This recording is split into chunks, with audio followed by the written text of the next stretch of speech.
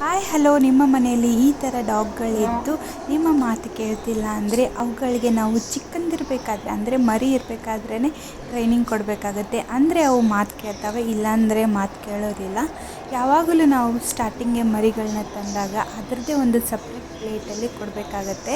ಅದು ಯಾವಾಗ ಕೊಡಬೇಕಂದ್ರೆ ನಾವು ಪ್ಲೇಟಲ್ಲಿ ಫುಡ್ ಹಾಕಿಬಿಟ್ಟು ಒಂದು ಕಡೆ ಡಾಗ್ನ ನಿಲ್ಲಿಸ್ಬೇಕಾಗತ್ತೆ. ಅದಾದ ನಂತರ ನಾವು ಕೈ ಸನ್ನೆ ಅದಕ್ಕೆ ಮಾಡಬೇಕು, ಆಗ ಅದು ತಿನ್ನಬೇಕು. ಈ ಥರ ನಾವು ಧೀರೆ ಧೀರೆ ಟ್ರೈನಿಂಗ್ ಕೊಡ್ತಾ ಬಂದರೆ ನಮ್ಮ ಪ್ಲೇಟಲ್ಲಿ ಯಾವಾಗಲೂ ಡಾಗ್ ಬಾಯಿ ಹಾಕುವುದಿಲ್ಲ.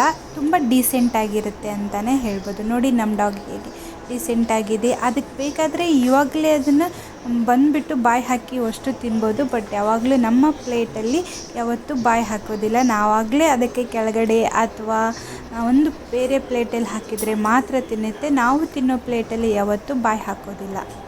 ಸೊ ಹೋಪ್ ಈ ವಿಡಿಯೋ ಎಲ್ಲರಿಗೂ ಇಷ್ಟ ಆಗಿರುತ್ತೆ ಅಂತ ಅನ್ಕೋತೀನಿ. ಇಷ್ಟ ಆಗಿದ್ದರೆ ಲೈಕ್ ಮಾಡಿ, ಶೇರ್ ಮಾಡಿ ಹಾಗೂ ನನ್ನ ಚಾನೆಲ್ನ ಸಬ್ಸ್ಕ್ರೈಬ್ ಮಾಡೋದನ್ನು ಮರಿಬೇಡಿ. Thank you.